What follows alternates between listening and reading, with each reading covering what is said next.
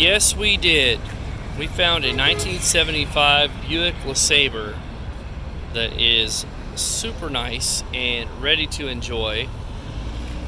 Funny thing is, on this car, when I bought it from the auction, they said it was a 1977, which I was still okay with that. I was willing to do whatever work it took to get it through California emissions. And not really being familiar with these models, I thought it was a 77. It showed up over here, and I spent like $500 getting a catalytic converter put on it like a dummy, and took it over to my smog guy, and he says, "Jim, this is 75. So here we have a 1975 Chrysler LeBaron. Really happy that it's a 75, not a 77, because that makes a huge difference in California. The first thing a bunch of people are going to comment about is the wheels that are on it. The previous owner added those. I have the stock wheels on the way. I thought I was going to dislike these wheels, but I happen to like them very much. I feel like it adds a cool vibe to this car. And I'm also looking forward to the originals getting here, because I do want to see what it looks like with that.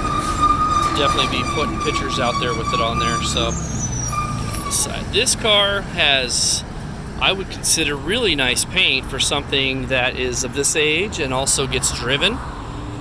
If you look down the side of it, you can see there's not like a bunch of dimples, ripples, any of that kind of stuff that you wouldn't want to see.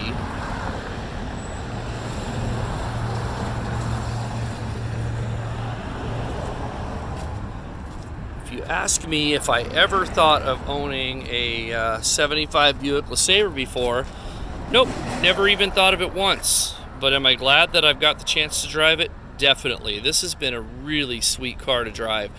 I had that 85 Riviera a few weeks ago, and I thought that that was kind of the top. And this one here, I mean, I don't know. It's just nice cruising down the street, and something that is bigger than any car on the road, more elegant than most cars on the road, and just completely uncommon. I mean, it's just not something that you see every day. Put it on my lot a few days back after doing repairs that we found necessary on it, and it's had a lot of enthusiasm, so I'm excited about that. The nice thing about this car is that the air conditioning actually still works, which normally when I get a classic car, that's not the case. The gauges all work except for the gas gauge. I found that out the hard way. I said it was over full, and like a dummy, I drove it home a couple times. On the way home one night, I ran out of gas, so after throwing a little gas in it, we're good. All the power windows work, the power locks work. This really is a nice car. The only kind of area of caution that I have is the convertible top. It's in nice shape, but as it's being brought back up, the button on the dash works. It's hiding out right here underneath the gauges there, right there. That works fine, but as you're bringing it up, one of the scissor lift sides of it, I'm going to call it that, just kind of sticks for a second, and you've got to just kind of help it along. But other than that, it's totally cool. But I'll give you a shot around here. Dash is super nice. That paper up there is just there. I have to have that for my dealership, otherwise I get fines from the DMV. Interior, you know, it's all there. It's complete. It's just, you know, definitely worn, but not bad. I mean, it's something that if I kept this car, that I would certainly, you know, probably change. I would go right back original and go white again, because it looks awesome in this car. But let's pop the hood.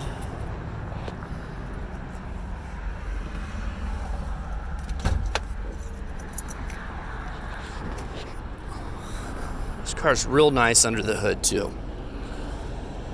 There we go. Big heavy hood. Okay, there we go. So it's got a 455 Buick engine in it, and I mean, it's just all there.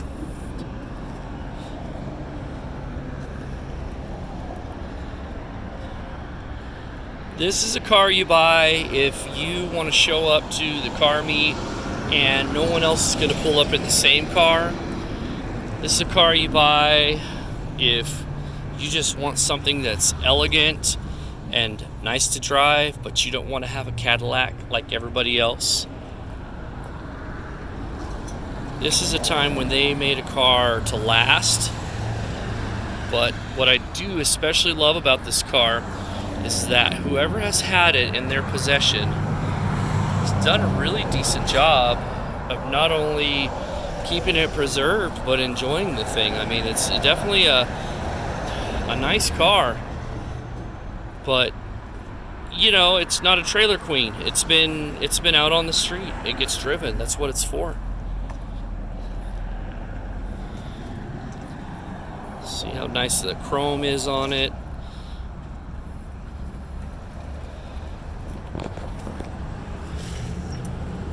Oh, open this guy here.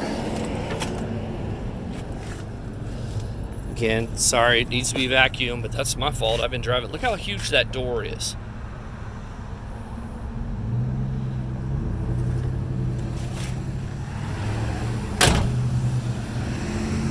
So we have this for sale on our lot.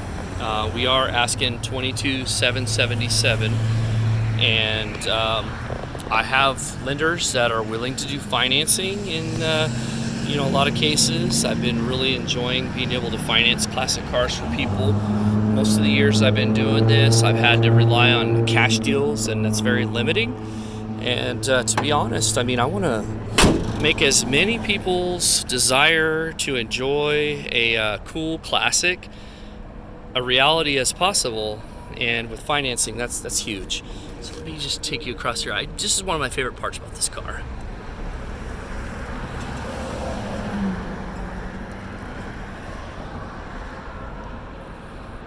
That's me right there. I'm in Bakersfield, and it's hot. And we have all kinds of fires around us today, which is a drag because our air is already not good. But you know what? Behind the wheel of this car, you kind of forget everything else that's going on in the world. Puts you in a place where you want to be. I was holding off to wait for the other wheels to get here because I wanted to put the wheels on one side and show you both examples of it, but I just really dig this car in this particular setup, and I will, add some photos and stuff like that to it with the stock wheels on it. So if there's any purists out there that want to go that route, this car has not been, like chopped or anything done to it to where if you wanted to have it be very original, you could have this car be very original with just ease. It wouldn't be a big deal whatsoever. The only inside kind of went over it was the stereo. Has an aftermarket Kenwood, has just some kind of basic speakers, but it is nice because I've been listening to CDs in it. But yeah, you'll just see that look at that dash.